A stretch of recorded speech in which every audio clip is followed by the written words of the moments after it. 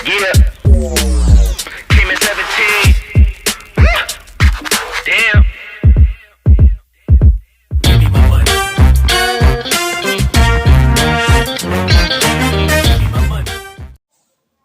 Hello friends, welcome to my YouTube channel and new videos. हमारे channel में आपका हार्दिक स्वागत है। और देखिए, पिछली कक्षा में आपने शब्द अलंकार के बारे में पढ़ा था, उसका भेद हमने समाप्त किया था। और आज हम अलंकार के दूसरे प्रकार के बारे में जानने वाले हैं, जो कि सबसे महत्वपूर्ण टॉपिक माना जाता है आपका, और वो है आपका कौन सा? अर्थालंकार। अर्थालंकार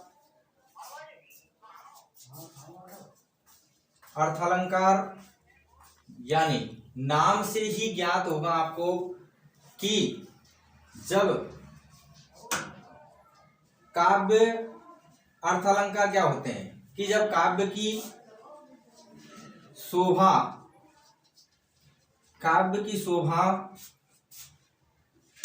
शब्दों से नहीं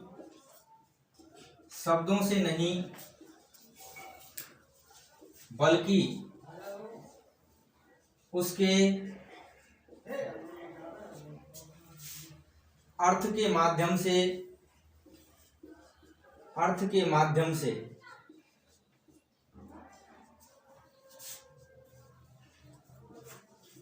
बतलाई जाती है, तो वहां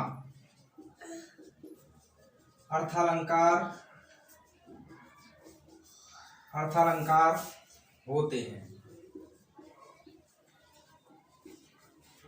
देखिए, जब काव्य की शोभा शब्दों से नहीं बल्कि उसके अर्थ के माध्यम से बतलाई जाएगी, तब वहां पर अर्थालंकार प्रयुक्त होते हैं। और शब्द अलंकार में मैंने आपको बताया कि जब काव्य की शोभा शब्दों के द्वारा बतलाई जाती है, तो वहां पर शब्द अलंकार प्रयुक्त होते हैं, जिसमें आपने पढ़े थे कि अनुप्रास अलंकार है, यमक अलंकार है, और आपके श्लेष अलंकार है, वक्रोक्ति है, विवक्षा, जो कि 5 अलंकारों का आपने उसमें प्रयोग या फिर आपने पढ़ा था।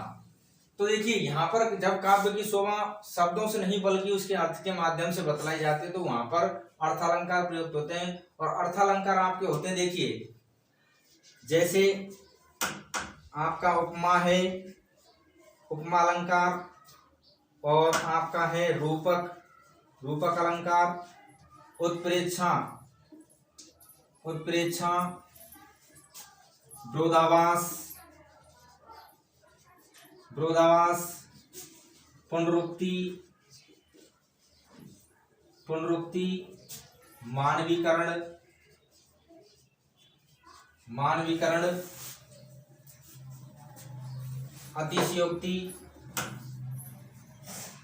अतिशयोक्ति, अनन्वय अलंकार,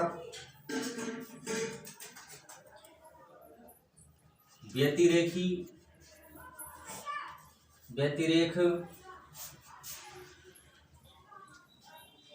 संदेह अलंकार और भ्रांतिमान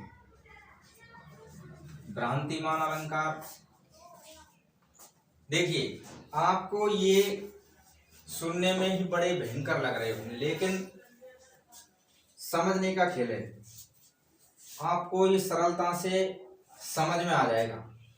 जैसे इसमें और भी आते हैं, जैसे आपके प्रतीप अलंकार है आदि, इसके अंतर्गत आते हैं। यानी कि उन 5 जो पिछली कक्षा में आपने पढ़े थे 5 अलंकार, उनको छोड़ करके ये सारे ही अर्थालंकार के रूप में प्रयुक्त होते हैं, जिसमें उपमा है, रूपक है, उत्प्रेक्षा है, विरोधाभास है, पुनरुक्ति अलंकार है, मानवीकरण है, अतिशयोक्ति है, अनन्वय है, व्यतिरेक है, संदेह है, भ्रांतिमान है, वृत्ति। अब कभी कभी तो आपसे डायरेक्ट इनकी परिभाषा पूछी जाती है कि जैसे प्रतीप अलंकार उपमा का उल्टा होता है, यानी वह कौन सा अलंकार है जो उपमा का विपरीत होता है, तो इसमें क्या होगा? प्रतीप अलंकार। ऐसे आपसे पूछा जाएगा। चलिए बच्चों, आगे इन सब के बारे में एक एक का विस्तृत से अध्ययन करेंगे।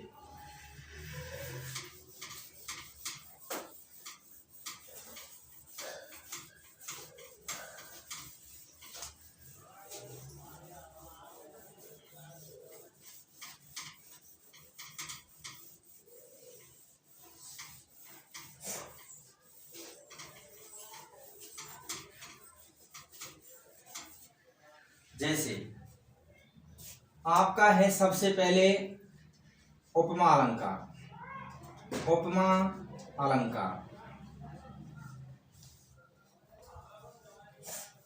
उपमा अलंकार होता क्या है, यानी कि इसको समझने के लिए आपको चार शब्द जो हैं उसको समझना जरूरी है। जैसे आपका है उपमेय,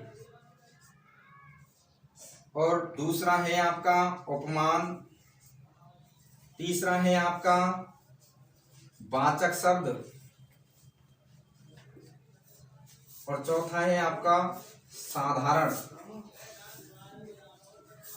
गुणधर्म। देखिए, ये चार शब्दों को आप समझने से आपके चार अलंकार पूरे हो जाते हैं। तो उपमेय क्या होता है, उपमान क्या होता है, वाचक शब्द क्या होता है, साधारण गुणधर्म क्या होते हैं। यानी जैसे उपमेय कि मैं आपको बताऊं, जैसे कि जो प्रस्तुत है, जो प्रस्तुत है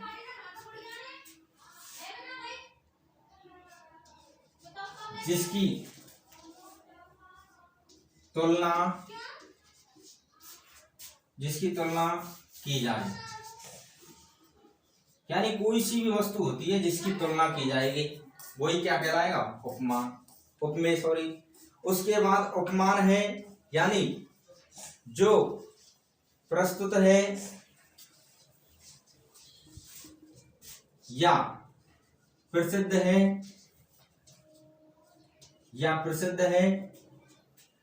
जिससे तुलना की जाए।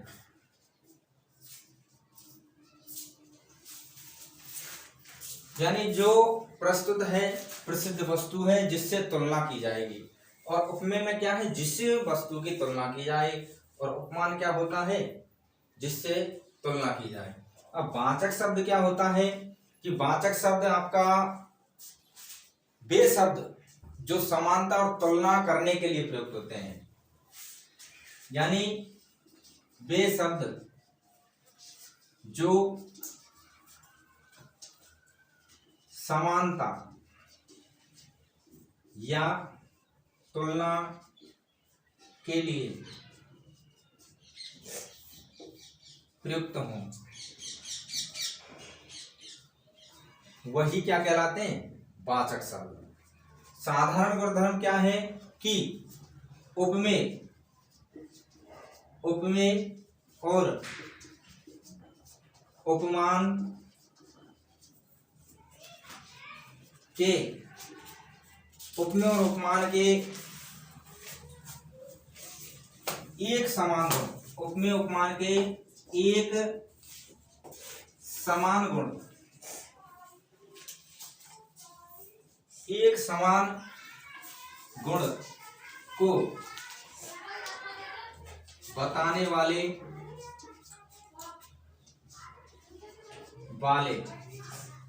शब्द ही क्या कहलाते हैं, साधारण गुणधर्म कहलाते हैं। अब देखिए, उपमेय जो प्रस्तुत है जिसकी तुलना की जाएगी, उपमान जो प्रस्तुत है प्रसिद्ध है जिससे तुलना की जाएगी, वाचक शब्द है वे शब्द जो समानता और तुलना के लिए प्रयुक्त होते हैं, वाचक शब्द कहलाते हैं। साधारण गुणधर्म उपमेय और उपमान के एक समान गुण को बतलाने वाले शब्द होते हैं। अब जैसे उदाहरण के तौर पर मैं आपको उदाहरण से समझाता हूं। जैसे मैंने कोई वाक्य लिखा कि सीता का मुख चंद्रमा सा सुंदर है, ये वाक्य लिखा मैंने कि सीता का मुख चंद्रमा सा सुंदर है। अब देखिए, यहां पर सीता क्या है, कोई संज्ञा है।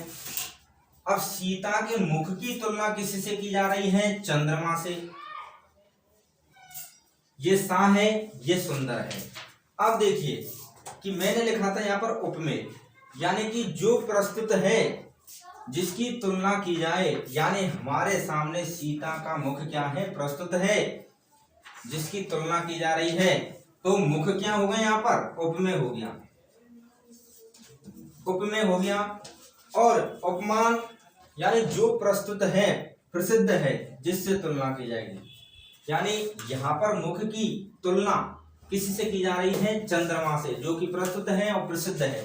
तो भाई उपमान को तो हमें पहले से ही क्या देना पड़ेगा, उपमान को आप मान या सम्मान से याद रख सकते हैं कि भाई उपमान है तो उसको मान सम्मान तो करना होगा, तो चंद्रमा का मान सम्मान करना होगा हमें। तो वहां पर चंद्रमा क्या है, उपमान है, तो चंद्रमा यहां पर होगा आपका उपमान।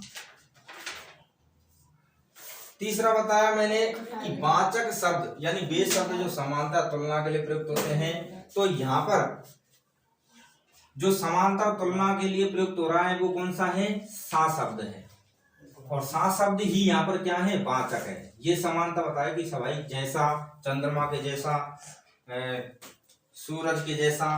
तो यहाँ पर वाचक शब्द यानी समानता तुलना के लिए प्रयुक्त हो रहा है। साधारण गुणधर्म है जो उपमेय और उपमान के एक समान को गुण को बतलाने वाले शब्द हैं। तो यहाँ पर सुंदर जो शब्द है वो चंद्रमा और मुख के बीच में तुलना और समानता बतला रहा है। तो यहाँ पर सुंदर क्या हो गया भाइयों, सुंदर हो गया आपका साधारण गुणधर्म, साधारण गुणधर्म।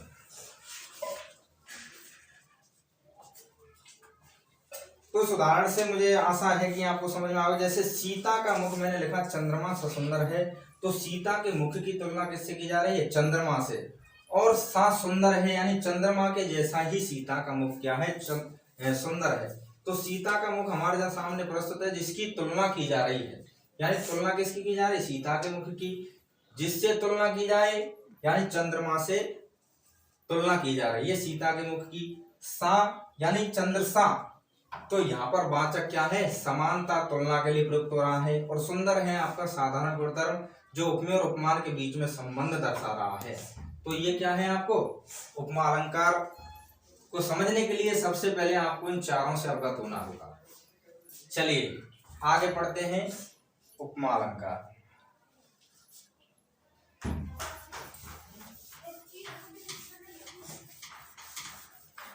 यदि आपने ये उपमेय और उपमान समझ लिए तो आपको उपमा और रूपक है और उत्प्रेक्षा अलंकार है आपको भली भांति समझ में आ जाएगा। तो उपमा होता है जिससे तुलना की जाएगी, और उपमेय होता है आपका जिसकी तुलना की जाए। यही आपके क्या होते हैं, चार।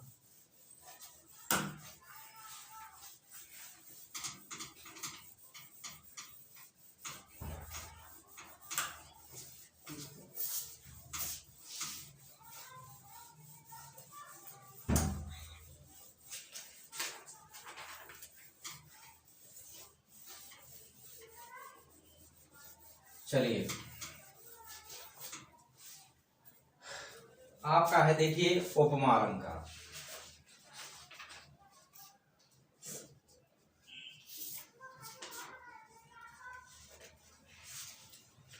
उपमा अलंकार, अब जैसे परिभाषा में इसकी लिखूं कि जब उपमेय की तुलना उपमान से की जाए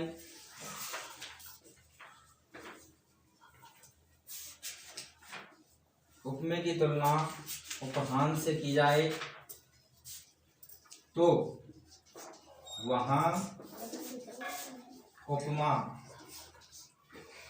अलंकार होता है। यानी जहां पर उपमेय की तुलना उपमान से की जाएगी, यानी मैंने उपमेय को आपको बता दिया कि जिसकी तुलना की जाएगी, और उपमान का मतलब जिससे तुलना की जाएगी। जैसे मैंने उदाहरण लिखा कि राधा का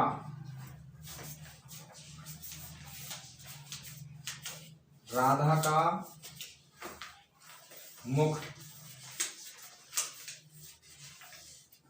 चंद्रमा सा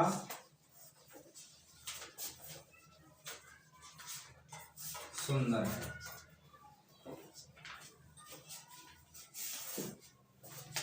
अब देखिए, राधा का मुख चंद्रमा सा सुंदर है, यानी राधा जो कि हमारे पास क्या है, संज्ञा है, और राधा का प्रस्तुत है क्या, मुख, और चंद्रमा से उसकी क्या की जा रही है, तुलना की जा रही है, उसके जैसा क्या है वो, चंद्रमा के समान उसका मुख सुंदर है।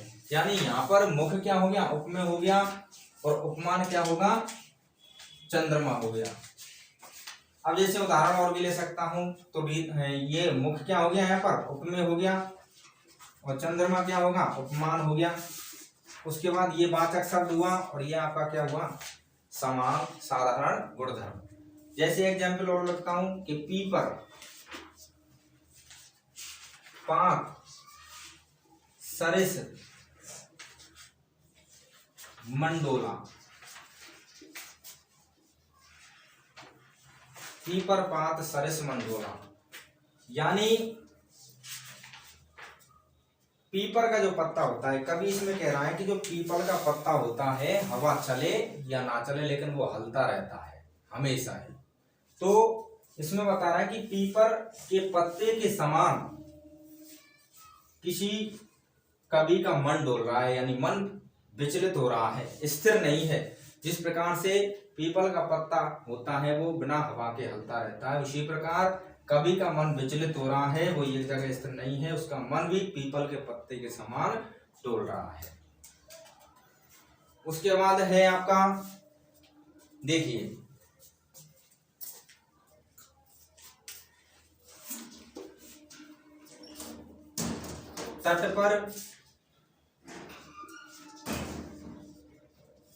तट पर बगुला सी वृद्धाएं,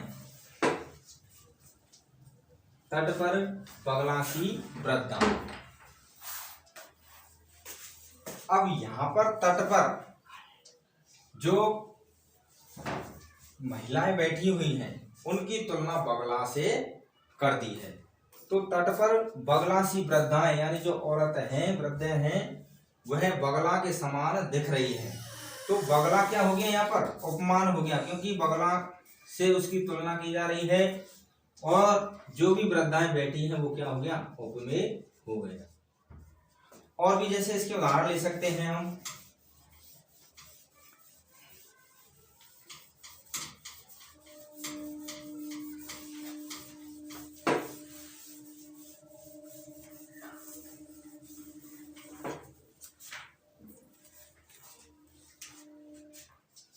चंद्रमासा कांति में, चंद्रमासा कांति में मुख रूप दर्शन है तुम्हारा। तो यहां पर भी किसी नायिका के मुख की तुलना चंद्रमा की कांति में आभा से तुलना की जा रही है, यानी उसका जो रूप है, मुख का रूप है, वो चंद्रमा के समान शोभामान आभा दिखाई दे रही है। जिस प्रकार से चंद्रमा से चांदनी सुशोभित होती है, उसी प्रकार उसके मुख से वो आभा झलक रही है। तो यहाँ पर मुख की तुलना भी किससे की गई, चंद्रमा से की गई। अब देखिए, इस अलंकार को पहचानने के लिए आपको नोट बता रहा हूं कि आप देखते ही पहचान जाएंगे कि जैसे जिन पंक्तियों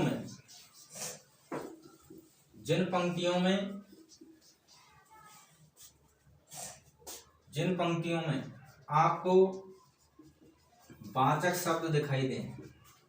वाचक शब्द के बारे में मैंने बताया था कि जो समानता तुलना करने के लिए प्रयुक्त होते हैं। जैसे आपको दिख जाए सा, सी, से, सम, सदृश्य, इव, जीमी, कीमी,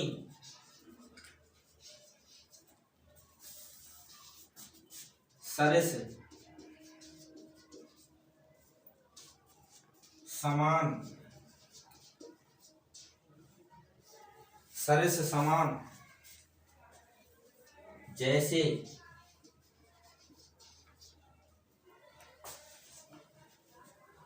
तूल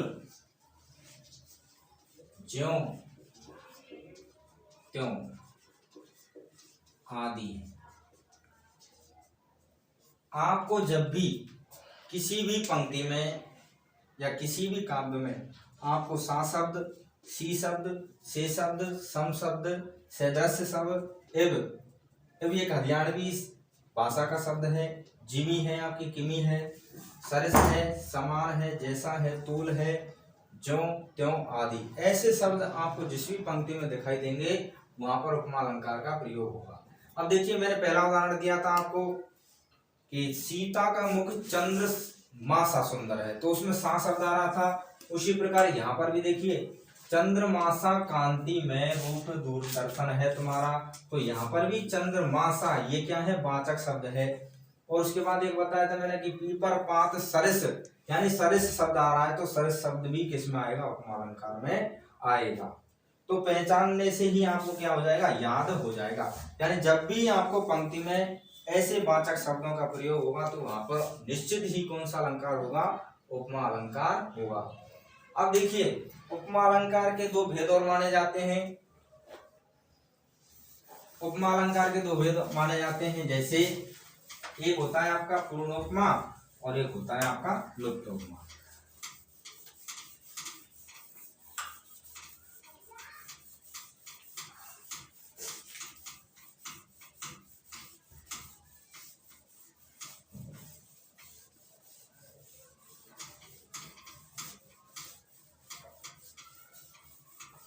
चलिए देखिए, उपमा के दो भेद माने जाते हैं आपका। एक होता है कौन सा, पूर्णोपमा, और एक होता है आपका लुप्तोपमा।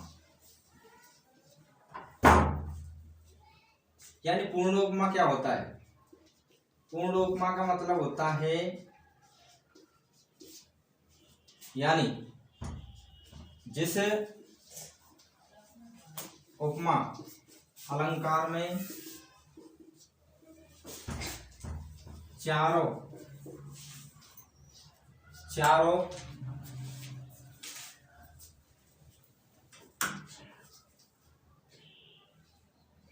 अंग प्रस्तुत हों,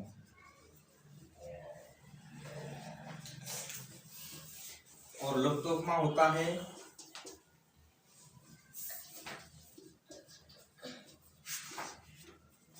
कि जिस उपमा अलंकार में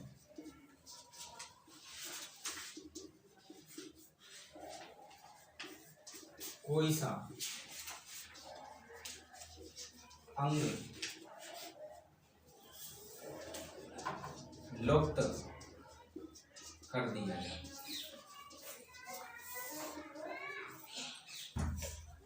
यानी पूर्ण उपमा का मतलब पूर्ण उपमा, जिसमें चारों अंग जो कि मैंने आपको बताए थे कि आपका साधारण गुणधर्म है, वाचक शब्द है, उपमेय है, उपमान है, जिसमें चारों आ जाएंगे वही पूर्ण उपमा होगा। जैसे मैंने आपको लिखा था कि राधा का मुख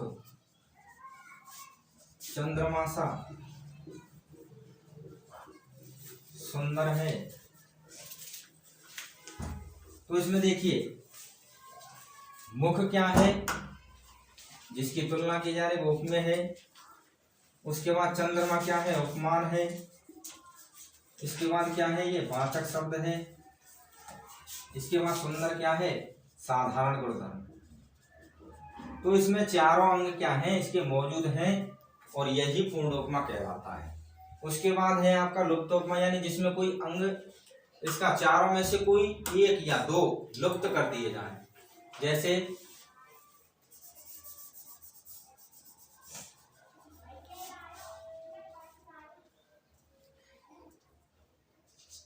राधा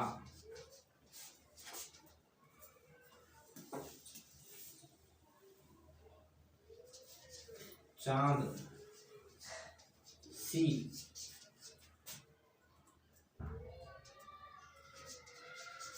राधा चांद सी सुंदर है। अब देखिए यहाँ पर इसमें चांद क्या है, उपमान है, वाचक शब्द है और ये साधारण गुणधर्म है। लेकिन यहाँ पर ये नहीं पता पड़ रहा है कि राधा की किसकी, राधा चांद सी सुंदर है, यानी कि उपमेय को हटा दिया इसमें से, आपके उपमेय को हटा दिया। तो उपमा में क्या है, चारों में से कोई एक अंग लुप्त कर दिया जाएगा और पूर्ण उपमा में चारों अंग मौजूद होते हैं, तो वही उपमा अलंकार होता है। ये है आपका बच्चों उपमा अलंकार। चलिए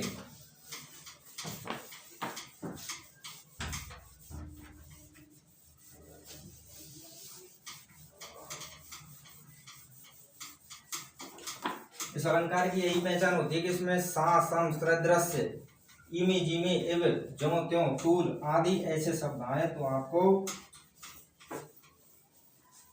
शब्द या पंक्ति में दिख जाए तो आपको कौन सा अलंकार दिख जाएगा, उपमा अलंकार। अब देखिए अगला आपका अलंकार है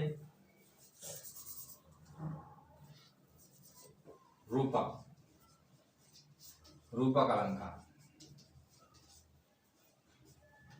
रूपक अलंकार, अब देखिए रूपक अलंकार होता क्या है, यानी रूप एक जैसा रूप दे दिया जाए उसे। यानी जैसे मैं इसकी आपको परिभाषा बताऊं, यानी जब उपमेय को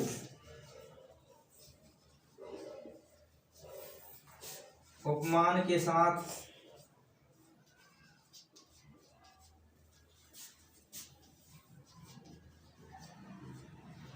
भेद रहित, उपमान के साथ भेद रहित आरोप कर एक कर दिया जाए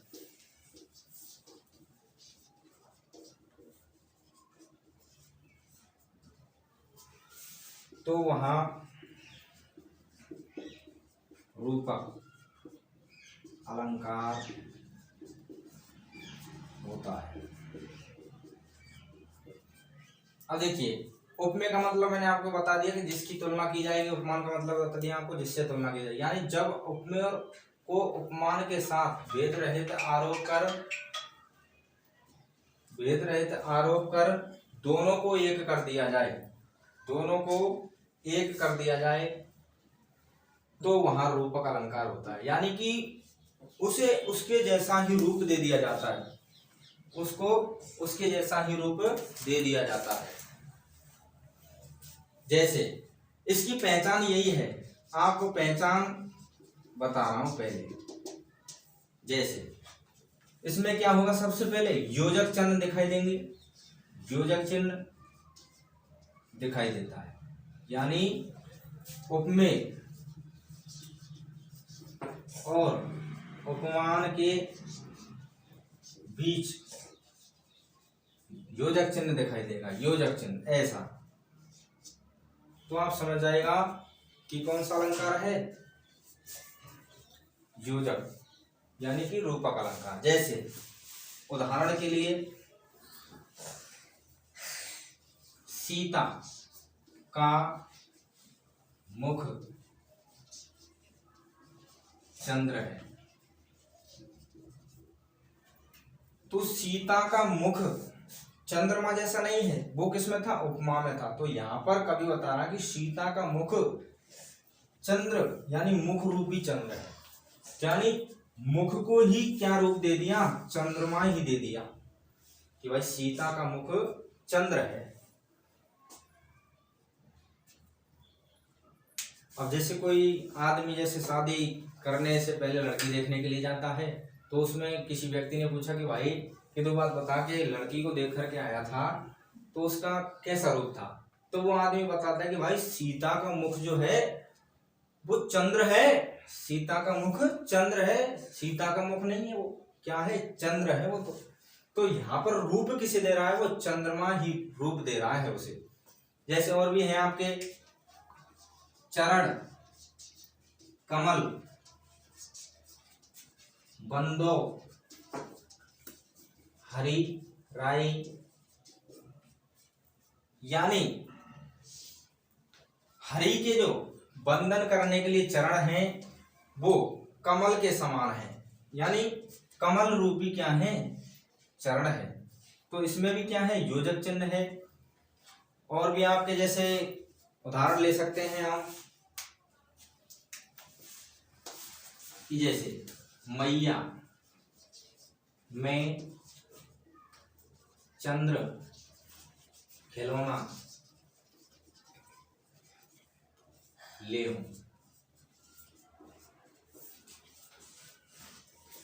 यानी खिलौना,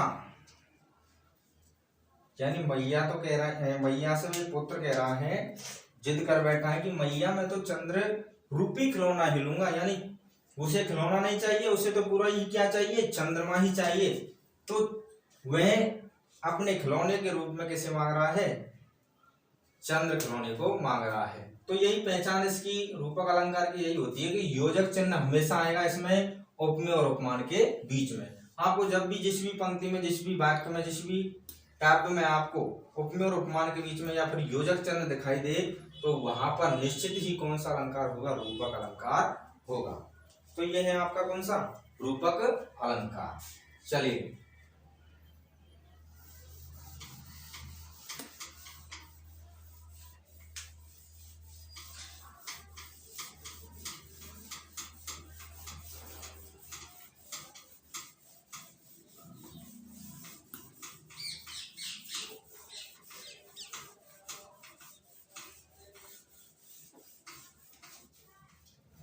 और भी जैसे पायो जी मैंने, राम रतन धन पायो, ये भी किसका है, रूपक अलंकार का उदाहरण है। और जैसे अब देखिए इसमें भी क्या है, राम रतन, यानी राम रूपी रतन, यानी राम के रूप जैसा उसे क्या मिल गया है, रतन मिल गया है। तो यहाँ पर क्या है, योजक चिन्ह जिसमें आएंगे वो रूपक अलंकार होगा। और देखिए आपका तीसरा अलंकार है उत्प्रेक्षा। उत्प्रेक्षा देखिए, देखने में आपको ऐसा लग रहा होगा डिफिकल्ट, लेकिन उत्प्रेक्षा का मतलब होता है अपेक्षा से, कि भाई जैसे कोई व्यक्ति है वो किसी पर क्या करता है, उम्मीद करता है कि भाई मैंने तो तुझे क्या की थी, उपेक्षा की थी, अपेक्षा की थी तो उससे कि तू नंबर लाएगा, लेकिन वो उस पर खरा नहीं उतरता, उसका विश्वास टूट जाता है। तो यही इसमें क्या है, एक तरह से उपेक्षा की जाएगी इसमें। तो देखिए जैसे परिभाषा में आपको बताता हूं, जैसे जब उपमेय में उपमान की संभावना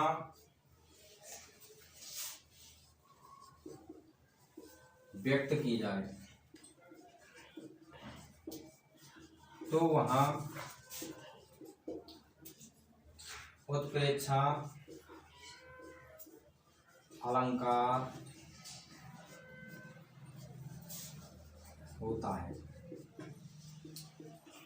देखिए जब उपमेय में उपमान की संभावना व्यक्त की जाएगी, भाई जैसे कि ऐसा हो सकता है, ऐसा हो सकता है, जिसमें संभावना व्यक्त की जाती है उपमेय उपमान के बीच में, तो वहां पर उत्प्रेक्षा अलंकार होता है। अब इसके लिए पहचान के लिए आपको देखिए इसका लक्षण क्या होता है, इस अलंकार का लक्षण क्या होता है। इसमें देखिए जब भी आपको वाक्य में जानहु, जनु, जानो, मनहु, मानो, जानते, मानते, जानो जानते मानते, मानो,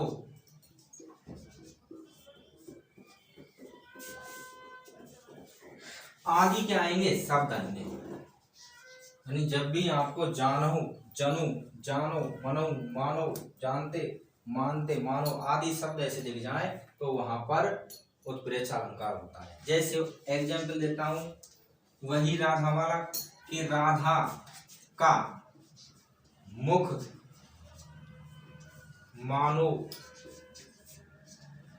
चंद्र है, कि भाई उसने कहा कि राधा का जो मुख है वो मानो चंद्र है, यानी संभावना व्यक्त की जा रही है यहाँ पर कि चंद्रमा के जैसा हो सकता है, यानी चंद्रमा जैसा हो सकता है। राधा का मुख क्या है? मानो चंद्र है। जैसे अब इसमें आप इससे भी पहचान सकते हैं कि सीता के जो पहचान के लिए क्या है? मानो शब्द आ रहा है। और जैसे उदाहरण ले सकता हूं कि सोहत ओढ़े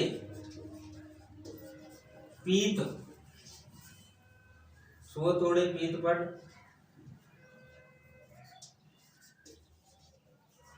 पीत पट श्याम सलोने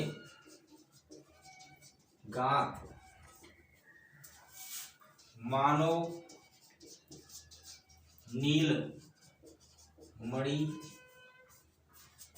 मानो नीलमणि सैल पर,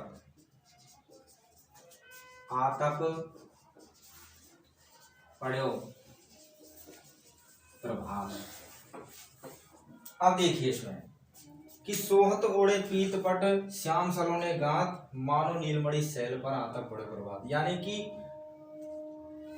भगवान श्याम सुंदर सोहत ओढ़े यानी कि शोभा दे रहे हैं ओढ़कर, पीत पट यानी पीले वस्त्रों को पहन करके, श्याम सलोने गात, श्याम का शरीर जो है वो सांवलापन लिए हुए है, और उस पर पीले वस्त्र जब वो ओढ़ते हैं या पहनते हैं तो बड़े ही अत्यंत शोभा दे रहे हैं। कैसे संभावित हो रहा है कि मानो ऐसा लग रहा है कि नीलमणि यानी नीलमणि शैल पर, यानी नीले आतप पड़े प्रभात, यानी नीलमणि नीले मणि के समान पर्वत पर प्रभात बेला, आतप माने आतप माने चमक रहा हो, प्रभात माने सुबह। तो श्याम यानी मोहन जी का जो उनके पीले वस्त्र उनके सांवले शरीर पर इतने शोभा दे रहे हैं कि मानो उसमें संभावना व्यक्त की जा रही है कि मानो उनके ऐसा लग रहा है कि जैसे नीले मणि से जो जड़ित क्या होता है पर्वत होता है उस पर प्रभात बेला हो रही हो। तो यहाँ पर देखिए इसमें भी कौन सा शब्द आया है? मानो शब्द आया है। तो उसमें कौन सा अलंकार हो गया? उत्प्रेक्षा अलंकार हो गया।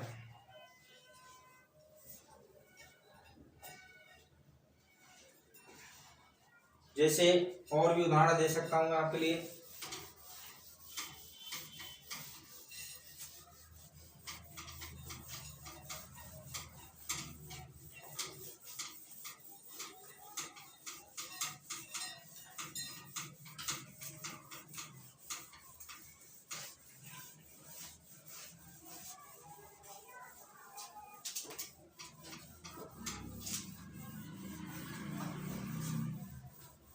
ये कौन सा कमेंट कर रहा है भाई? अच्छा बहुत पुराना सेशन। नमस्कार नमस्कार। चलिए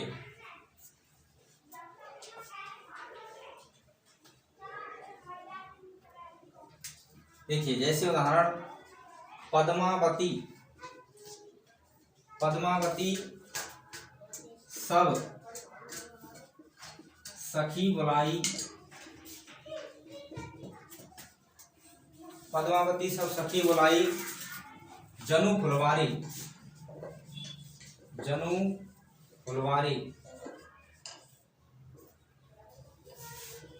सब चली आई। देखिए कि पद्मावती ने अपनी दासियों को अपनी सखियों को बुलाया तो जानो वो सभी एक साथ सुन करके चली आई, यानी दासियों की फुलवारी जो है वो सब एक साथ ही चली आई। अब देखिए वैसे भी पहचान सकते हैं, जानो जो शब्द है वो मैंने आपको पहचान शब्द बताया था कि जानो, जानो, जनु, मानो, मनु, ऐसे शब्द जब आपको उत्प्रेक्षा अलंकार के अंतर्गत सभी आते हैं। तो ये आपका कौन सा था बच्चों? उत्प्रेक्षा अलंकार। आशा करता हूं आपको बहुत ही अच्छी तरह से समझ में आएगा। यदि आपने शब्द अलंकार की हमने जो वीडियो बनाई थी उसमें भी आपके लिए उनके उदाहरण बताए थे। और उसके बाद ये आज हमारा विषय जो रहा था अर्थालंकार का, इसके आगे और भी जो आपके अपन होती हैं प्रतीप अलंकार है उसके बारे में आगे अध्ययन करेंगे। और यदि आपको हमारा चैनल पर बनाई गई वीडियो बहुत अच्छी लगती है या समझ में आता है अच्छी तरह से, तो हमारे चैनल को सब्सक्राइब करें और लाइक करें, शेयर करें, कमेंट करें। धन्यवाद।